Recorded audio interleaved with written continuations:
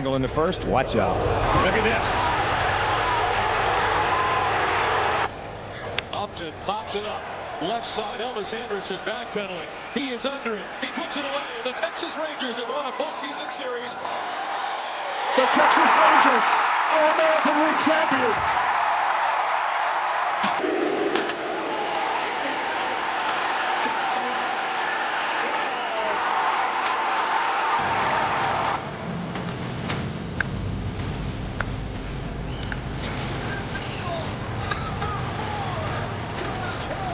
One swing.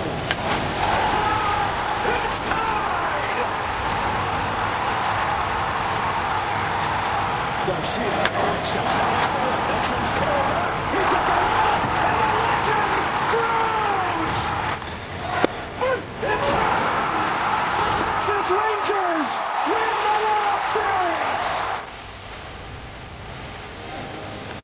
Hi, and welcome to another edition of Right on Rangers Live, coming at you on Thursday, February 5th.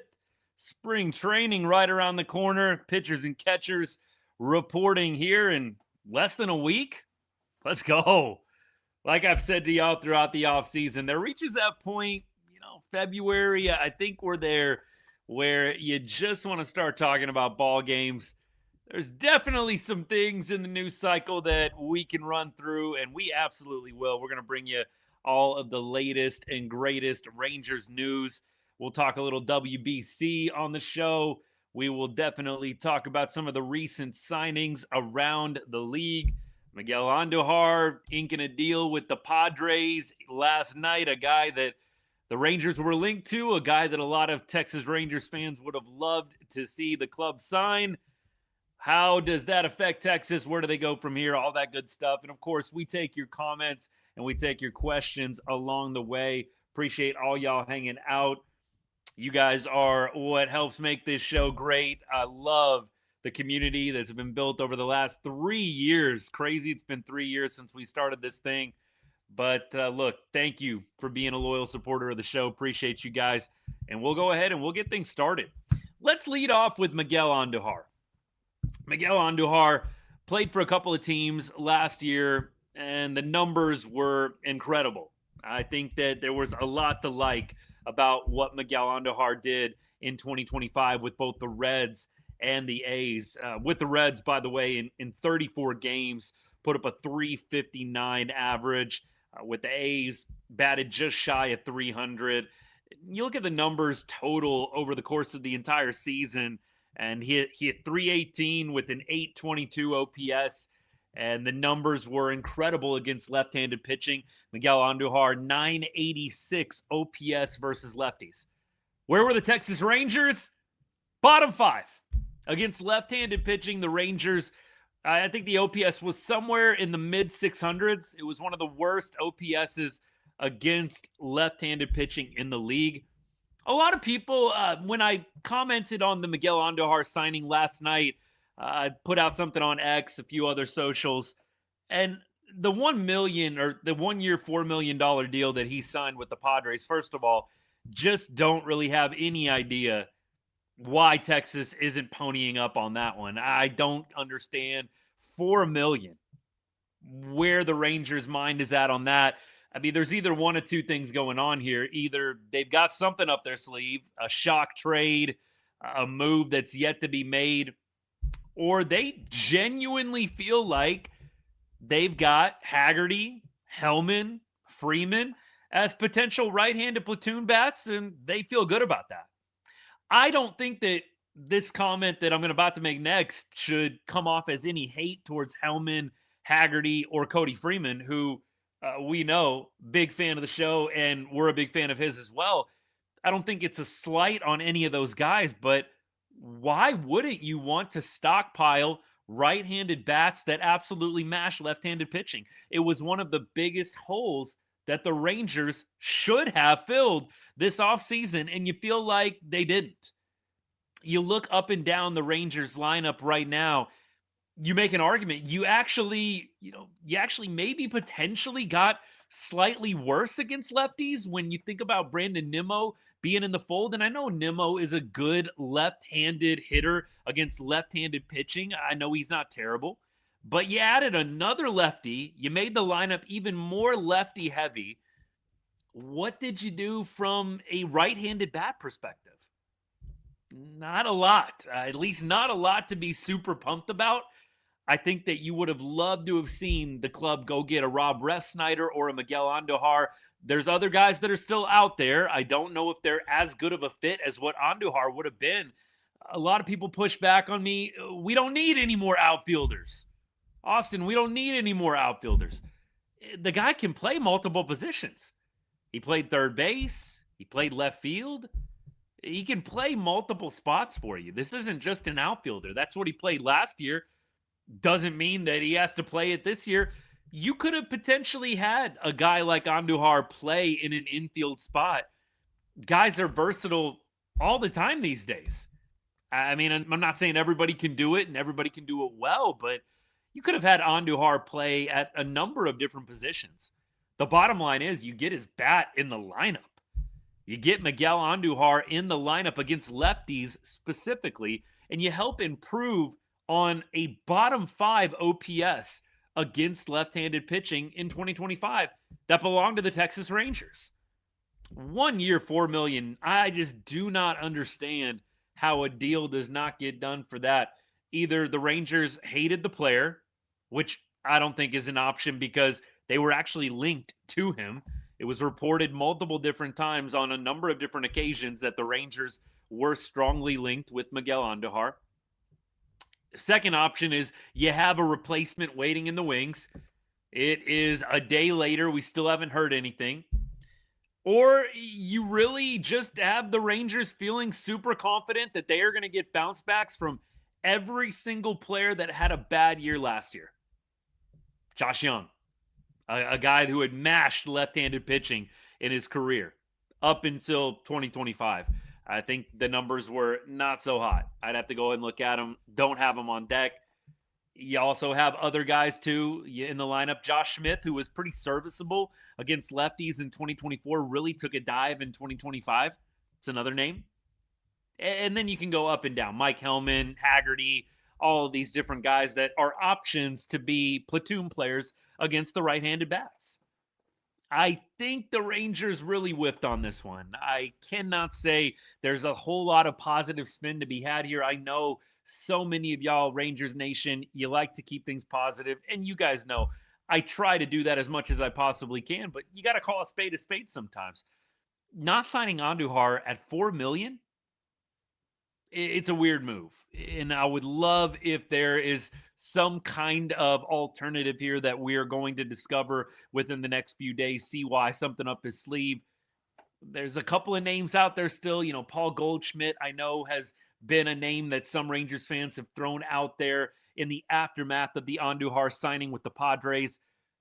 At this point, I feel like you got to go get somebody. I don't know that it's the greatest idea to just roll with who you have. I'm not saying that I don't have faith in any of those guys. I like Haggerty. I like Hellman. I like Cody Freeman. I like all these guys. But I am of the mindset, much like CY is when it comes to pitching. More depth is better than less. And I know that that doesn't take a rocket science to figure out, but I have no clue why you wouldn't want to add depth when it comes to right-handed bats. If Cody Freeman becomes, you know, again, prime Jose Altuve, I know that that's a bad word in Ranger Nation, but I think you can make the comp here. If he becomes that kind of player, so be it. That would be phenomenal if he can reach that caliber. But if he doesn't, you've got a guy in Miguel Andujar that is there, that is able, that can step in and play a number of different spots. Think about Josh Young. If Josh Young continues to struggle, you've got a guy like Andujar that can easily plug into the third base spot. Miguel Andujar, I think, would have been premium insurance for all of these different players, a number of different players on the roster right now that you are counting on a bounce back from. We haven't even talked about some of the other names, and I don't think we need to list them all out here. I think we all know who I'm talking about, but Andujar to me would have been the premium insurance that would have put a really nice bow on the offseason. You got Mackenzie Gore. You got Brandon Nimmo. You did some addition by subtraction. Dolly's out. Jonah Heim is out. I feel like Andujar would have been the perfect bow on the offseason. I really do. And I'm not pumping up Miguel Andujar like, he is going to be playing out of his mind, prime Manny Machado. But I do think that you have to consider the fact that the Rangers had a massive hole against left-handed pitching in 2025, and they really didn't do a whole lot to fix that, in my humble opinion, in the 2025-26 offseason. All right. There's my opening rant. I'm happy to hear from y'all. I know that there are some people that are 100% nodding along right now. Maybe there's some people that think I'm making a big deal out of nothing. I want to hear about it. Appreciate all y'all hanging out. Mason, yeah, what's good, man? You and I already kind of talked about this a little bit in the Discord, but the fact that Miguel Andujar goes for so little, I think is what gets you. I made the comment, Luis Arraez, $12 million. Yeah, you can go ahead and pass on that one. I have no problem with the Rangers passing on Luis Arraez for $12 million, 1-year deal. I think that's a no-brainer. You say thanks, but no thanks. Glad that you were able to get a nice deal with the Giants. At the same time, I think that he would have been helpful for our lineup, but not at $12 million. Now, Andujar at $4 million, it's just hard to excuse it. It really is. And I know Mason and I were also talking about the comment, by the way, for all y'all on TikTok. And TikTok, I'm going to get to you guys in a second here. Give me just a minute. We'll make sure all the comments get read out. Please feel free to copy and paste and repost your comment. Definitely not trying to duck anybody here on the show, so feel free to drop it again if I miss it. But I know that there were some things thrown out there about Miguel Andujar potentially being a regression candidate. I think you got to look at the career numbers, and I don't have them memorized, but Miguel Andujar in his career against left-handed pitching has an 820 plus OPS. I feel like 820 is just right around the number that he has batted for his career against left-handed pitching. And the sample size, I think, is big enough. He's got roughly about a major league season's worth of at-bats against left-handed pitching. To give you some perspective, you've got a guy in Evan Carter that has less than 100 plate appearances against lefties in his career. Evan Carter, less than 100 plate appearances. You've got a guy like Andujar with, I believe, 500 plus. We kind of know what this guy is. I think he hits lefties well. Is he maybe going to regress a little bit in 2026? Perhaps. But I think that if you would have him in a platoon role, like the Rangers probably would have, I don't think there's any reason to think he wouldn't have continued to hit left-handed pitching well. Now, we keep on going. Yeah, exactly. Mason, I'm with you on that. Hey, G-Man, what's good, brother? Good to see you as always.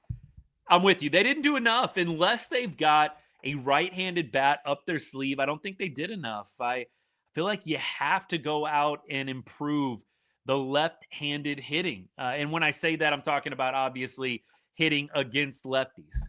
You didn't do enough in that department. I know they're counting on Josh Young really rebounding. Josh Young, you remember, was the guy they plugged into the 3-4 hole against lefties routinely in 23 and 24. At least if my memory serves me right. I know it was in 24, maybe not as much in 23.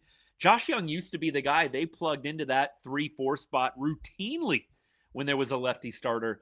Wasn't the case as they went further and further along in 2025.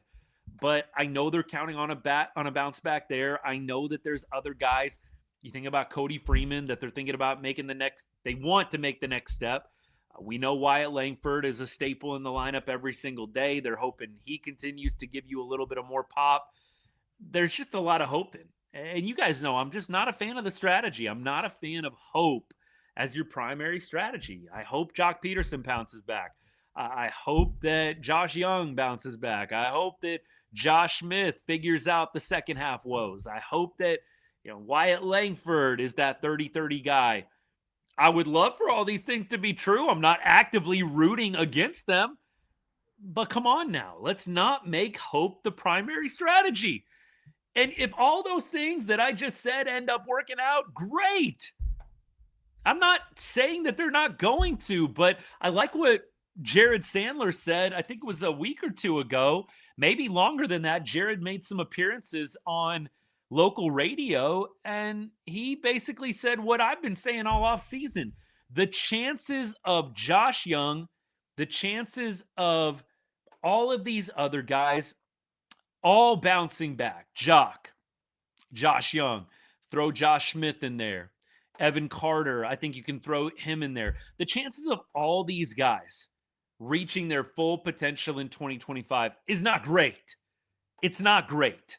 The chances of 2 out of those 4 or 5 guys bouncing back, okay. The chances of all them bouncing back are not great. Half, okay. And that's why I say get the Andujar insurance. Buy the Andujar insurance. You want to have more depth than not.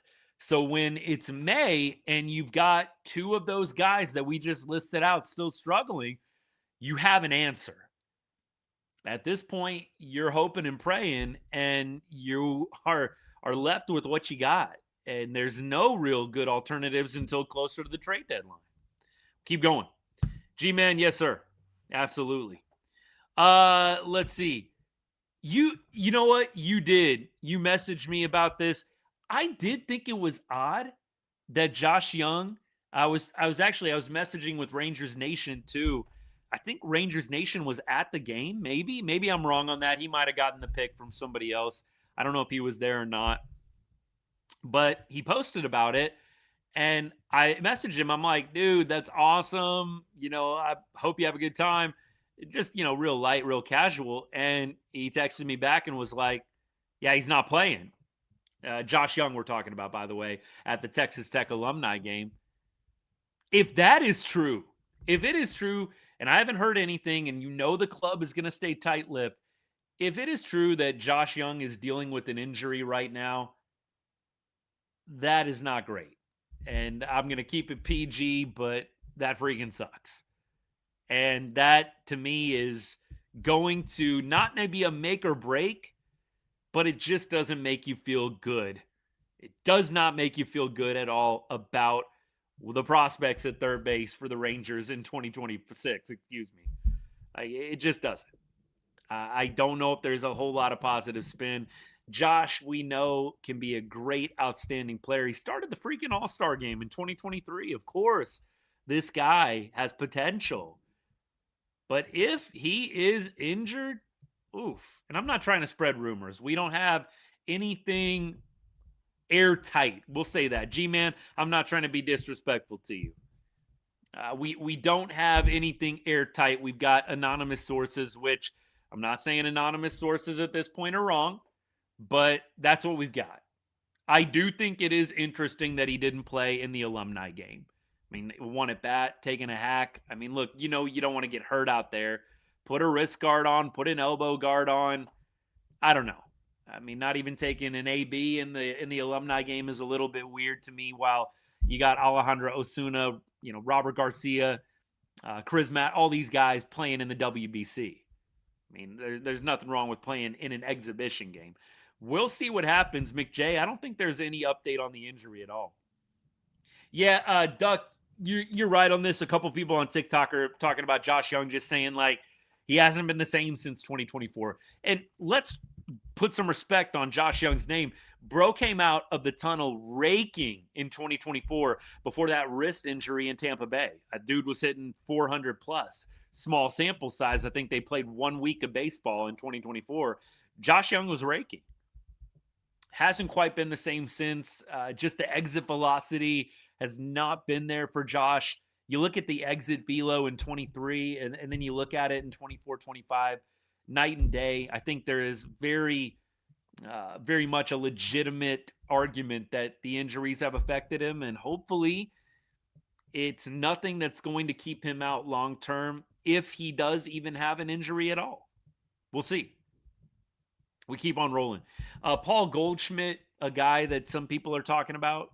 I would take Paul Goldschmidt at this point. He can platoon a little bit at first base. He can be the DH against lefties. I don't think you want Jock Peterson DHing against lefties. Somebody was telling me like, oh, you're paying him $18.5 million. You got to have everyday production from Jock. I don't think that is to the benefit of the team. I think at this point, Jock Peterson has shown you he's a guy that can hit righties pretty well, and he's a guy that struggles against lefties. I don't think there's any reason to force feed Jock Peterson into the lineup against lefties. I'm platooning him. And there's a number of other bats on the Rangers that are probably going to be platooned as well. Oof. All right, we keep going.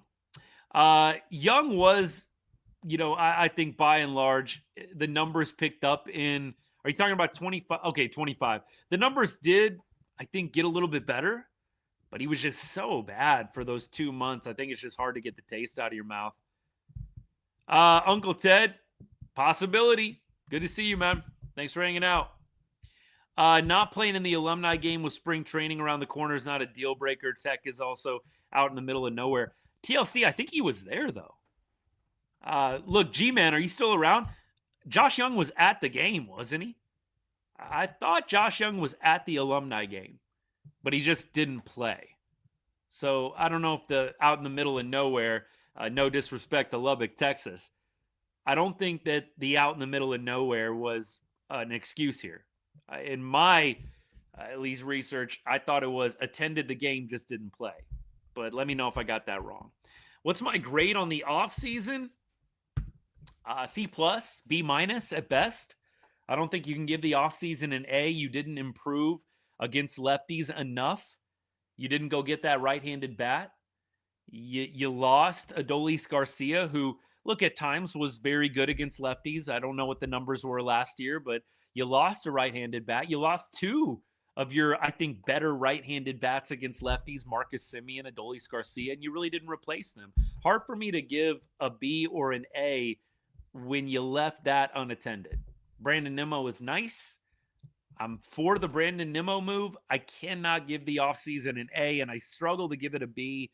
I think it passes. I don't think it's a failure of an offseason. I think it's a passing grade. I think the highest I can go is B-, but it's probably a solid C. It passes. It passes. But I cannot say it exceeds expectations. It doesn't right now for me. Just being real. You can argue with me all you want, and I welcome it, and I'd love to hear your opinion, but I can't sit around here and say A or B. Like, I know I said B-. For me, you're in the 70s if we're talking about percentages here. You let me know. We keep going. Marcell Ozuna, Gregory, appreciate you, brother. Marcell, to me, I don't know what the money's going to be. And here's the thing, too, with Andujar.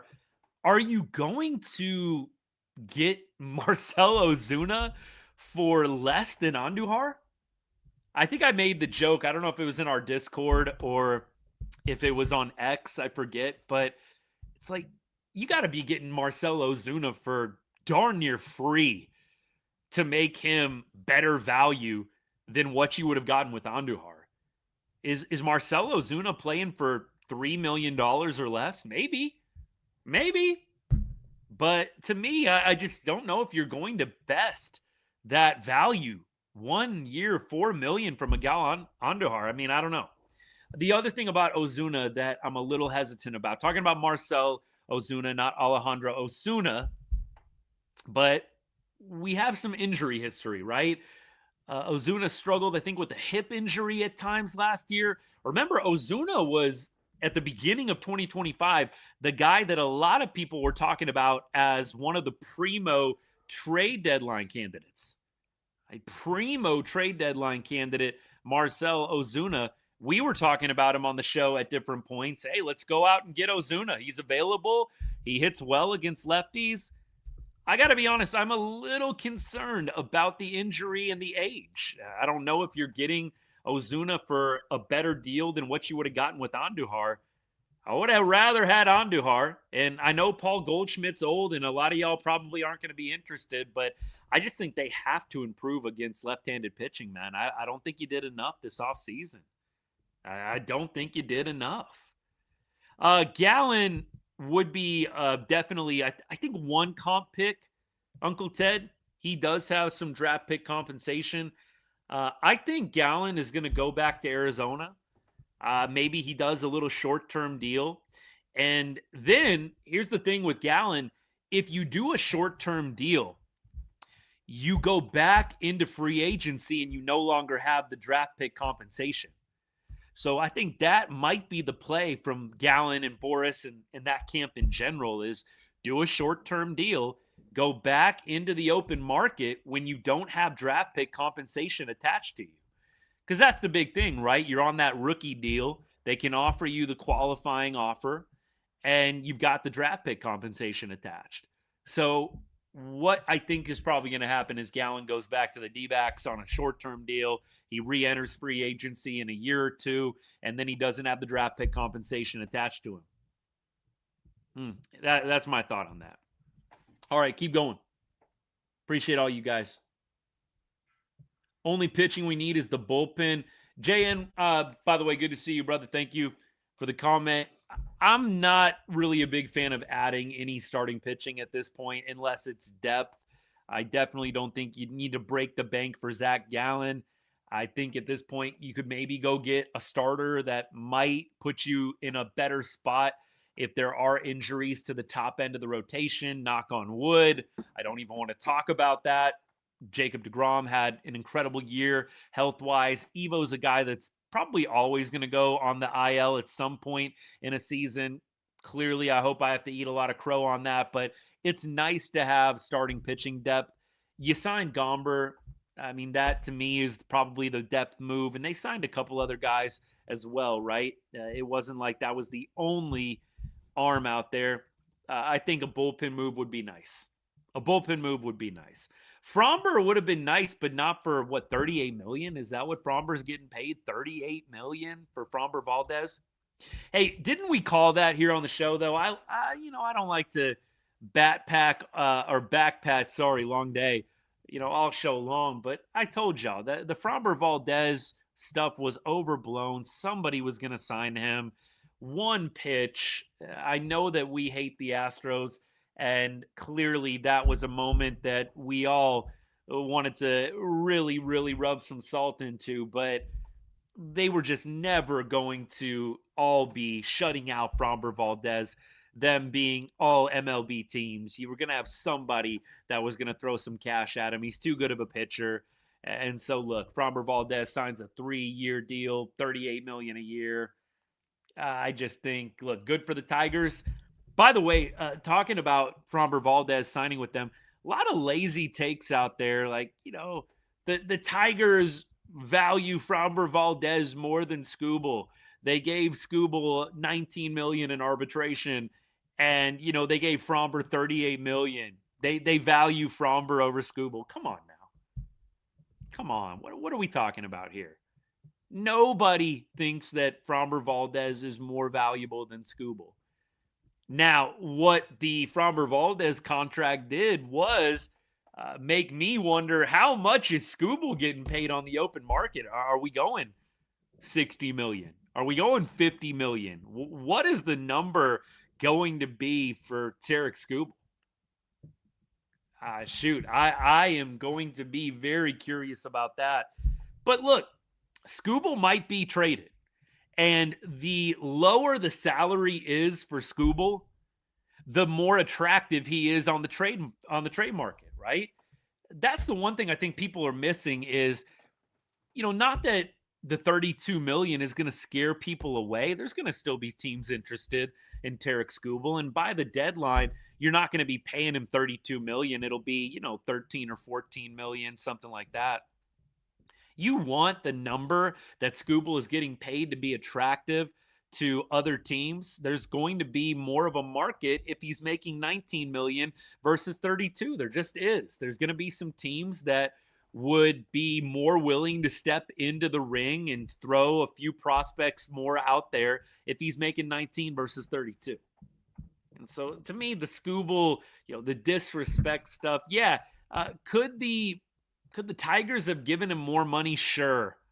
They could have thrown out 24, been a little bit more reasonable. I do think 19 was a low ball. I get why they're doing it. I get why they threw 19 out there.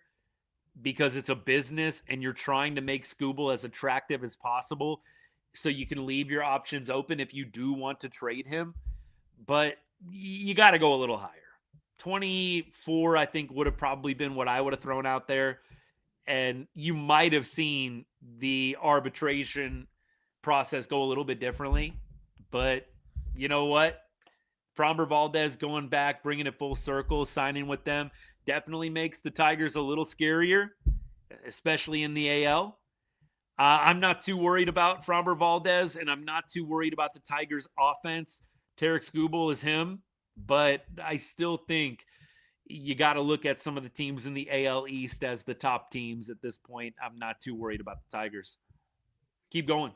Overpay on Valdez, Tejano Country. I'm kind of with you on that. Rico, appreciate the gifts, man.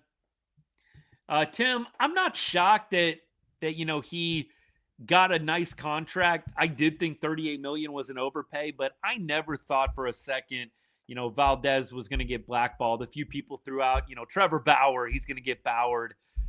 No, he's just too good. And at his age, one little cross up, and maybe I'm not doing it enough justice. We won't use the term little cross up. One cross up like that, I just never thought that was going to keep him out of a new team getting paid a nice contract.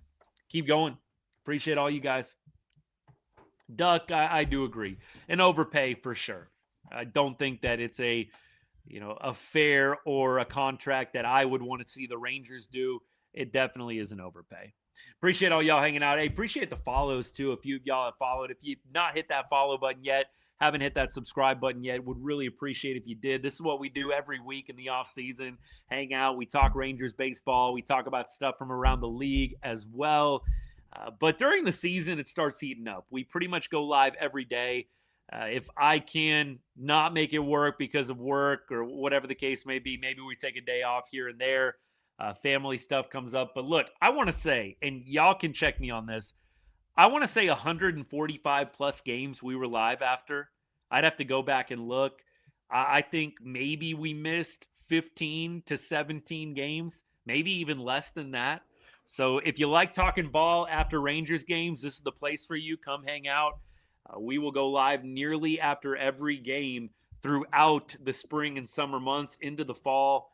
So look, we're doing once a week right now. It's about to start getting fun. We won't do after every spring training game. It's just not worth it. And there's so much going on in spring training. We'll probably still do a weekly or maybe a bi-weekly show twice a week, but I'm not thinking every day of spring training. There's a lot going on. There's a lot of names out there. It's going to be fun to talk about, but we'll probably save every day or after every game until the season starts. So, hey, appreciate the people that have followed already. Appreciate the people that are hanging out right now. Thank you for all the comments and support thus far of the channel. You guys are awesome. Yeah, I can't wait either, TLC. I cannot wait either. I am super pumped to start seeing games and score updates pop up. It's going to be great. It's going to be great. We keep on going. Keep on rolling. Appreciate all you guys. Can't wait for baseball season. Marco, same thing. What do I think about Mackenzie Gore? Love the signing. Three-headed monster. Not sure you're going to find a better one in all of baseball. I know a lot of people pushed back on me when I said, what rotation would you prefer over this one? Some people threw out Mariners.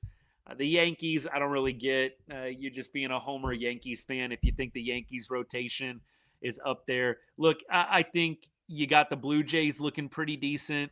I still say, we're talking playoffs, right? I'm not sure I want a different 1, 2, 3 than DeGrom, Evo, Gore in the playoffs. I just don't know if I do. Look, Dodgers, I get it. They've got Ohtani. They've obviously got Glass now. They've got Yamamoto. That's a pretty good 1, 2, 3. I think you could make some arguments there. That's one of the only ones where I'm really intrigued. I know people like the Red Sox, Crochet, and the guys that they've got down there, the young guys. I like it, but still, I'm going to trust DeGrom and Evaldi in October over a lot of the other names that you could throw my way. And so I love the move. I think Mackenzie Gore is going to reach a new level in Arlington, and I'm absolutely excited about what's next for him. Keep going. Yeah, Tim, a healthy rotation is going to go a long way. 100%. Healthy rotation will absolutely be going a long way. And I think that the Rangers hopefully will see a next step from Leiter and Latz and Rocker. If that happens, man, we're cooking with gas. Pre-spring training projected 2026 lineup. Good questions, y'all. Good questions. I do read the chat. Why do I look like Cal Raleigh? Hey, that's our Cal Raleigh comp for the day. We'll take it. As I always say during the season, I'll keep saying it, keep comparing me to millionaires. I know Cal didn't finish AL MVP. That was Judge, but potential MVP candidates, perennial MVP candidates, I'll take it, man. Is CY done with moves? I don't want to say no, but it feels like we're set at the position group, and it feels like maybe there's another pitcher or two getting signed to a minor league deal coming around the bend, but I don't know. March 6th to the 9th. Cool. You guys are going to have to remind me. I think we might try and make it down for maybe a weekend, but I don't know exactly when quite yet. But, hey, let me know when you're going to be down there. It's just fun to hear about. I can live vicariously through all y'all. I kind of do think we signed some more pitchers too, TLC. That's kind of my guess. All right, back to the lineup. I've gone back and forth about this, and I don't have it written out, so I'm kind of going on the fly a little bit here. For me, I've always said I would prefer Corey Seager hit third, and I know that a lot of people are used to him hitting in that 2-hole. I would rather Corey Seager hit third, and I would like to see Nimmo and Langford ahead of him. So for me, I'm going 1, Nimmo. I'm going 2, Wyatt Langford. I want to see that 1-2 punch. And then I want Corey Seager hitting third. I want Seager with an opportunity to drive in runs consistently. So give me Nimmo. Give me, after that, Wyatt Langford, then Corey Seager. There's my 1, 2, 3. I don't know that there's a great number 4 option right now. I think a lot of it is going to be circumstantial. How does the spring go? But my thought would be you probably put Jock Peterson there. That is the role that the Rangers wanted him in. I think coming into the season, I think actually he was third coming into the season last year. I think Jock is probably your cleanup guy. And then after that, it becomes a little bit of a crapshoot. But I think after that, you're probably putting Josh Young in that spot. You're probably throwing the youngster out there, the Jungle Cat. And then the 6, 7, 8 just gets messy, but I'll just throw these out there. In the 6th spot, I will go ahead and I'll take Jake Berger. Give me Jake Berger at 6. Give me Josh Smith at 7. And then give me the catcher spot at 8. Higgy or Jansen at 8. And then I want Evan Carter at 9. I want Evan Carter at 9 because I like the concept of having that second leadoff hitter. If Evan starts tearing the cover off the ball, I think you can easily move him up in the lineup. But until that moment, I'd like to see them start him out lower, and you get that speed, you get that contact up at the top. Evan has a good eye as well. I don't think there's anything wrong with being flexible with, I would say, 5 through 9. I do think that 1, 2, 3, 4 is going to be fairly set. I think 5 through 9 starts becoming a crapshoot, honestly. But that's what I would do. So to recap, Nimmo, Langford, Seager, Jock, Josh Young, Berger at 6, Josh Smith 7, Jansen Higgy 8, Evan Carter 9. If you don't have Evan Carter 9, I mean, you can put Josh Smith down there at 9, I guess, but I just really like you have that 9 spot be kind of your second leadoff. And so the way it would work out, you have Evan Carter, you have Nimmo, you have Langford, then you have Seager cleaning it all up. Like once that lineup goes around that second time, when you get Evan Carter, Nimmo, Langford, and Seager stacked together, that's beautiful. It's a beautiful thing. That's why I'm a big fan Seager not hitting second. I feel like Seager does not get enough RBI opportunity when he hits second. It worked in 2023. I just don't feel like it works enough. I think you've got to have base runners for Corey Seager. So if you want to take anything away from this discussion on the lineup, I'd like to see Corey Seager hit third. I am so curious to see what Skip Schumacher does in the first few games, but I would love to see them move Corey back into the 3 spot. I don't think you need to put him any lower than that. If he hits second, it's not the end of the world for me. It's not a hill I'm going to die on, but that is, for me, my number one preference. I would love to see Corey actually hitting third this year instead of hitting consistently second. TLC, you agree? At least hit in front of him. I guess you could have Wyatt Langford 1, Corey Seager 2, maybe put Nimmo 3, and then Jock Peterson 4. I guess that could work. I'd still prefer to see 2 base runners in front of Corey Seager than 1. I would love for Corey Seager to have a chance to hit a 3-run homer if you get the first 2 guys on, which is very possible with Brandon Nimmo and Wyatt Langford hitting back-to-back. I think Langford is one of your better hitters. You don't want to put Langford 4. You want Langford in the 1 through 3. Like, if you're going to put Corey Seager second, I think you've got to have Brandon Nimmo third. I think you've got to have maybe Wyatt Langford third. You have to have someone behind Corey Seager that is going to have some RBI opportunities themselves, and you want it to be one of your more reliable hitters. I do think Corey Seager is going to have a better year this year. I'd like to think he's going to be healthier this year, but we know we're pretty much getting 120 games out of Corey. I think 120, 125 is what you got to be happy with, and if he does more than that, phenomenal. But I don't think you're going to see Corey Seager play a lot more than 125, maybe 130 games. It's just not been the history for Siegs, and I love Corey, but I just don't see it happening. I think you're going to be really happy to get a $130, and it's probably going to be more like 120, 125. Keep going. Acuna going to win MVP? Maybe. They do have to get on base. I do trust Nimmo and Langford to get on base ahead of Corey Seager. Yeah, I do think Corey is going to recover from what he did last year. It wasn't a bad year last year, just wasn't Corey's normal, and the injuries just did not help. They didn't help. Yeah, Evan getting hit on the wrist. It really did feel like Evan Carter was going to have a really strong finish to 2025 before the wrist injury in Kansas City. It just wasn't meant to be. It was not meant to be. Let's talk a little WBC, shall we? WBC coming up here in just a couple weeks, 2-3 weeks, less than that. I'll check out WBC grand opening here, but we got a few guys that are playing. I think the most notable would be Alejandro Osuna playing for Team Mexico. You got Robert Garcia playing for Team Mexico as well.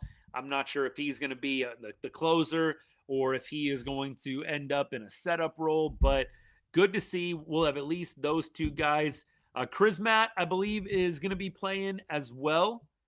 I think he is in the mix too. Cal Quantrill going to be participating for Canada, Chrismat for Colombia.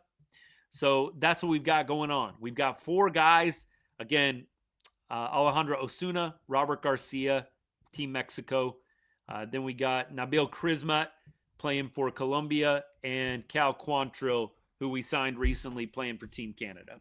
So it's going to be fun. We at least got those guys to cheer for. Of course, I'm USA all the way, but if for whatever reason the USA doesn't get it done, we've got a few Rangers in the mix to cheer for. That's always good. So we'll see what happens. March 5th is when it all kicks off, March 5th to March 17th. So you'll get at least, 10 days of participation, maybe less than that, probably. I'm sure they'll give them some time off. You're at least going to see these guys in camp a little bit, but, by and large, you're going to have a number of guys missing from spring training with the WBC going on. But it was so much fun a few years back. I love the WBC World Baseball Classic. Is a ton of fun.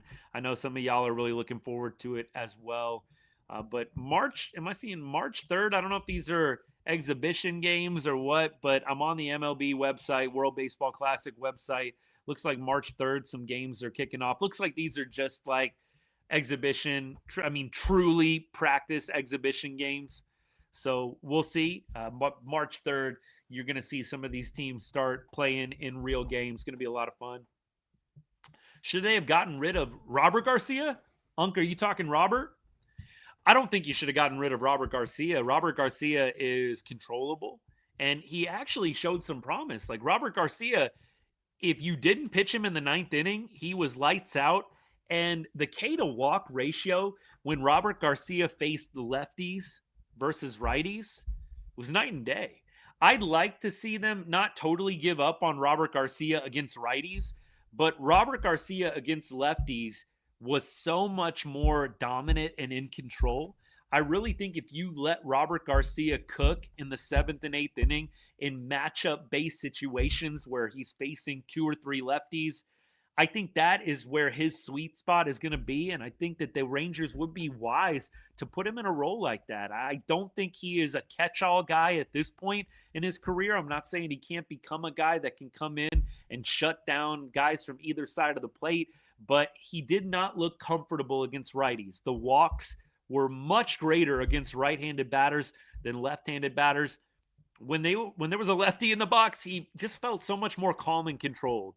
I really feel like when they put him into the closer role and they had him face lefties, righties, didn't matter. That was when it started going a little bit awry. Put Robert Garcia in the 7th or 8th inning this season, match him up against lefties. I think that is going to be the key to success. I would love to go to some of the World Baseball Classic games. Absolutely. Really miss Adolis. Oh, he was talking about El Bombi. Yeah, I do think that was the right move. We're talking about Adolis Garcia. I think that was the right move. I don't think that the Rangers really had a whole lot of other options. Bringing it back, to me, running it back with Dolly just did not feel right. The last 2 years were not good. I actually feel like the Rangers made a mistake in not trading him at the deadline.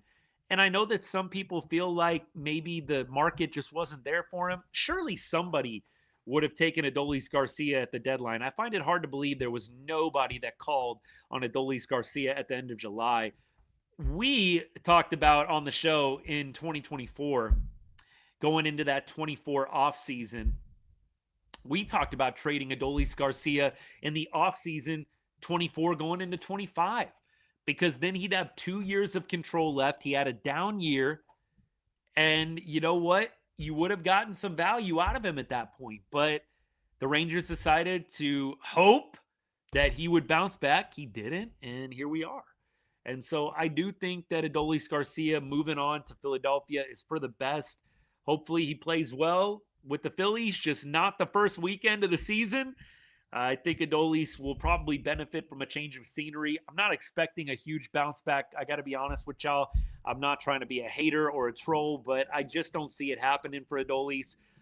Look, because I love the player and he is a Rangers legend forever, I don't wish any ill will on him. I surely hope he doesn't go to Philadelphia and do terrible. I mean, this is a guy that's trying to make his livelihood playing in Major League Baseball. Not an easy thing to do, but I do hope he finds some success there.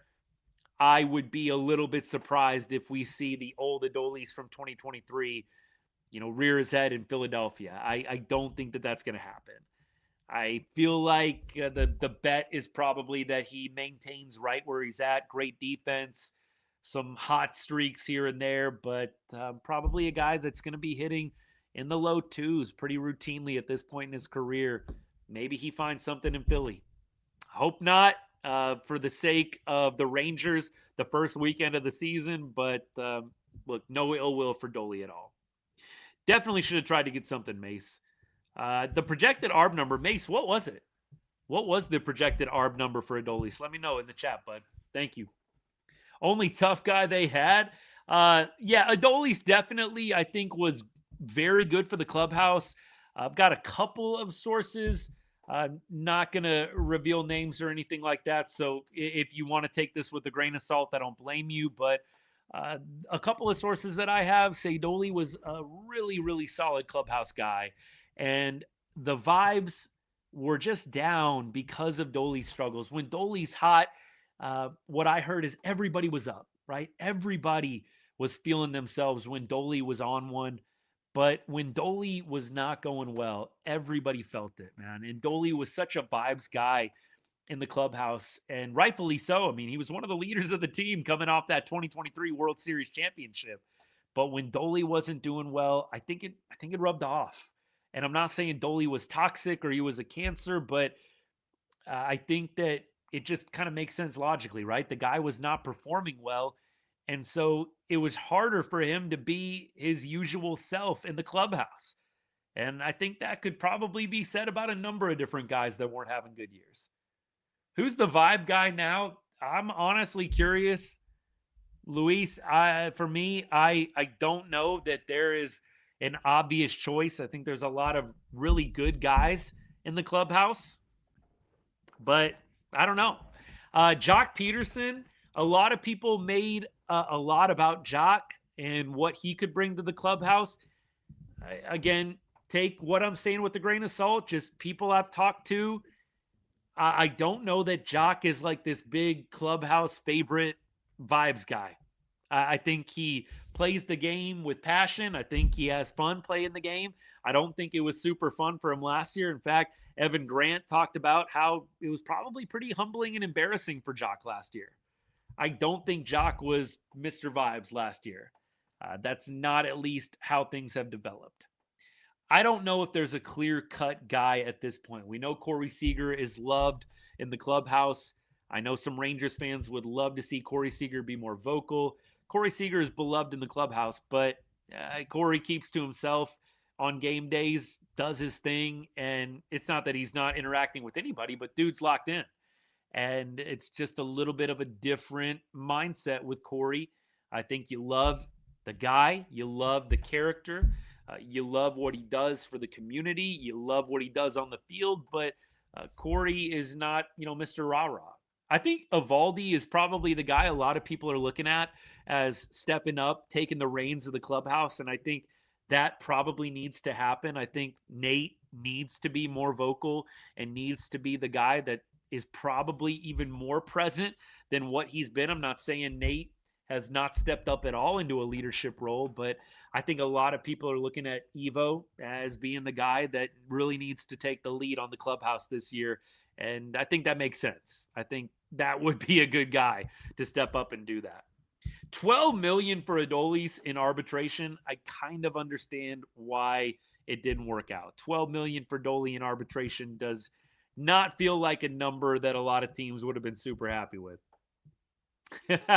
Leote is the leader. Leote, man, what is he up to? Is he still with the Mariners? Leote Taveras, let's check it out. Is he still with Seattle? I know he was playing with Tacoma for a while. I think they DFA'd him. He cleared waivers, and then he accepted the assignment. So we'll see. I don't know what he's with the Orioles? Orioles.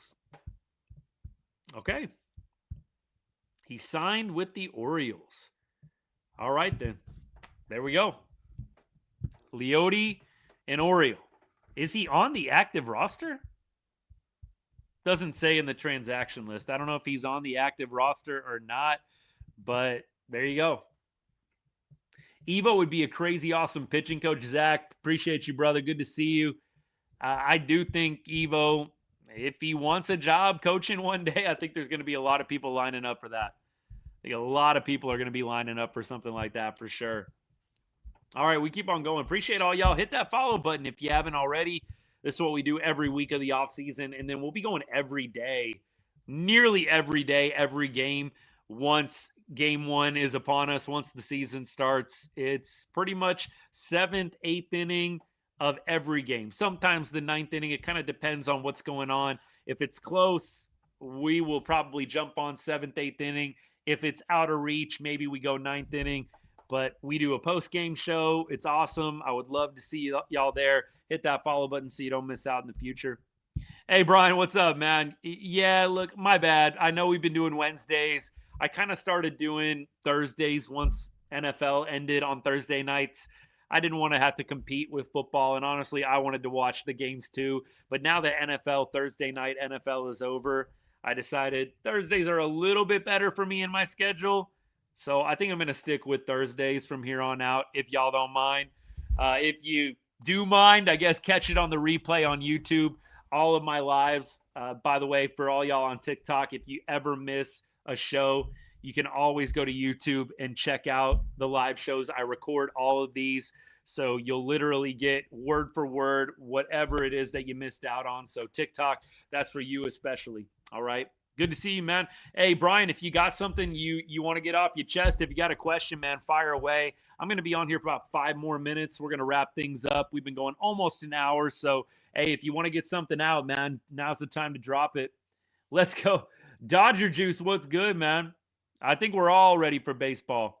We're all ready for baseball. By the way, everybody's welcome. We got a lot of fans. We got a lot of followers that are big fans of other teams. It's all good. I mean, we talk big-time baseball news regularly on the show. Clearly, you're going to be getting a Rangers slant pretty much every day from me, every show from me. But if it's big, we're talking about it. Absolutely. Dodgers, I think, are primed for another championship. I think we might be seeing a three-peat, y'all.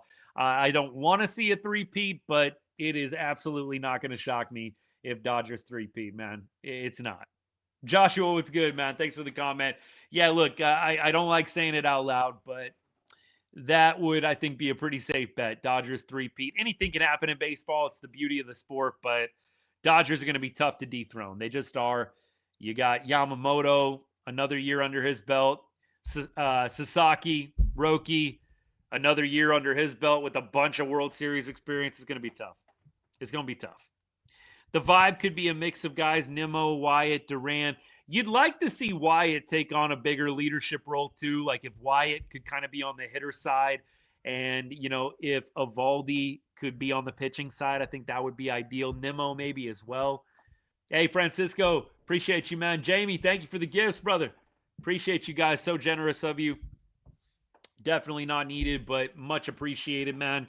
All of the things that you guys give all goes to help support me and the things that I do here on the channel, producing content, all that good stuff. So thank you so much. Appreciate you guys. How am I feeling on the – we want to talk a little football? I think Pickens is going to get re-signed. I think the Cowboys are going to find a way to get it done.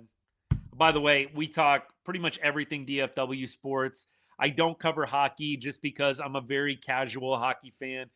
Definitely not an expert by any stretch of the imagination. So I don't mind talking hockey, but I'm not going to speak super intelligently about it. So stars are probably a little bit less talked about here on the show, but we talk Mavs, we talk Cowboys, we talk Rangers, predominantly a Rangers show today. But yeah, I think they get the job done with Pickens. I'm not saying that's the smartest move for the Cowboys to make, but I just don't see them letting him go. I really don't. I think they'll draft defensively, Brian. I think they'll sign Pickens and probably do a bunch of defensive draft picks. Javonte Williams, we'll see what happens. That's going to be another interesting one. What do I predict the Rangers' record is going to be? I think I said 85 or 86 wins. I'm not sure the Rangers get to 90 wins this year. I do think 85, 86 might sneak into the playoffs. Not a foregone conclusion, but I'm just not sure the Rangers get to 90. I'm not sure. I don't feel like that is going to happen. I do think high 80s is possible. 90 feels tough. If they would have added a little bit more offensively, I'd feel differently. I'm not saying the Rangers missed the playoffs because I think, 86, 87 wins can get you there. But that's about where I'm at. I would take the over. I want to say the Rangers over-under in Vegas is 83.5. So over-under in Vegas right now for Texas Rangers win total is 83.5. Last time I checked. I would take the over on that. I would take the over. I think they get to 84 wins at minimum and maybe better than that. That's me. I think that there are some people out there, though, that like the under. You have some injuries to top starters on the Rangers. The offense doesn't figure it out. Yeah, this could be a team that wins, high 70s, low 80s again. So I get why some people like the under, but I'm always going to be optimistic. I'm going to be placing my World Series championship bet here pretty soon, whatever the Rangers are at, and I'll probably take over 83.5 wins as well. I think, Jamie, with the Austin Gomber signing, I don't think they're adding any more starting pitching, brother. I mean, I'm not saying that they shouldn't. I don't think there's anything wrong with going out and getting another good starter. By the way, is Chris Bassett still out there? That was a guy that I actually wanted to see the Rangers look at. Is Chris Bassett still out there? That's a very interesting name. That, to me, is a guy that is probably going to have a good year in 2026. Ketel Marte, Francisco, I think Arizona took him off the market. I don't think that he is available. I mean, I'm sure maybe some teams are still trying. I'd love to see Ketel Marte in Ranger red, white, and blue. He would fit in perfectly. No disrespect to Josh Smith, Cody Freeman. Love those guys, but you slot Ketel Marte right into second base. This lineup gets a lot better very, very quickly. Ketel Marte loves hitting in Arlington as well. I think we all have PTSD from Ketel Marte's performance in Arlington last year as the Diamondbacks beat up on the Rangers a few different times. Ketel Marte would be great. Yeah, Bassett's still out there. I don't think the Rangers are in the market for Bassett. Don't get it twisted. But, I mean, Bassett would be a guy you'd love to add to your rotation. If you're Texas, I mean, how great would it be to be able to have Bassett as a fourth or fifth starter, right? I think that would be phenomenal. I don't know if Bassett cares as long as he's getting his money, but if you threw Bassett into our rotation, that feels pretty nice. And Jack Leiter, and then you've got Latz, you've got Rocker potentially still coming along. That'd be great. One more good bat is really what I'd like to see, though, Jamie. I would have loved to have seen Andujar get signed. I think the Rangers do need to figure out a way to get one more right-handed bat in the mix. I do think Vortex, it's a possibility. Let me end with this because we've almost gone about an hour. I'll end with this. The Rangers are in a tough year. If the Rangers are not in a playoff spot at the deadline, I do think that we could potentially see this team get deconstructed. I personally don't see the benefit in keeping, and I love these guys, so don't take this the wrong way, but I don't see the benefit in keeping Seager, DeGrom, Eovaldi. I don't see the benefit in keeping those three guys if you're losing and not in a playoff spot at the trade deadline. DeGrom and Eovaldi each have 2 years left as of right now on their deals. DeGrom has a very expensive year 3 club option that I don't think anybody's probably going to take, but it is there. I think you would be wise to trade DeGrom and Eovaldi if you're not in a playoff spot in July. And Seager, same thing. Now, Seager, I think, has the NTC, right? The no trade clause. There's a few teams, though, that you could trade him to. I don't want to see them trade Rangers legend Corey Seager, but I don't get the benefit of keeping him if you're going to go full rebuild, which is probably what you're going to do if you're not in a playoff spot at the end of July. I don't want to think too much about this because I'd like the Rangers to be a competitive team for the next several years, but that is, I fear, the consequence of not being in a playoff spot at the end of July. You're going to see the team get deconstructed. You're going to see the team go into full rebuild mode. I don't think really anything else would be wise. There's really no other option at that point, in my opinion. You got to start over. You got to start fresh. You trade Nimmo, you trade Seager, you trade DeGrom, you trade Eovaldi, you trade every big contract, and you just let the young guys cook. You let Carter cook. You let Langford cook. You let Walcott come on up, make his major league debut. It could actually be kind of fun. But I don't want to see that happen. I want to see the Rangers compete for a World Series championship. But I do think that that is going to be what the Rangers are solely focused on in 2025.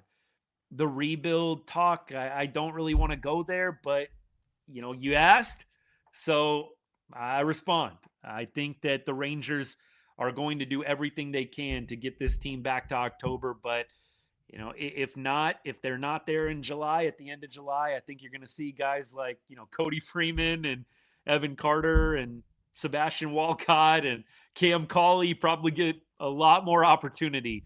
I don't think we want to go there quite yet, but that is the alternative. Is CY on the hot seat? I think I have said yes. I do feel like if the Rangers don't get back to October, he probably will be.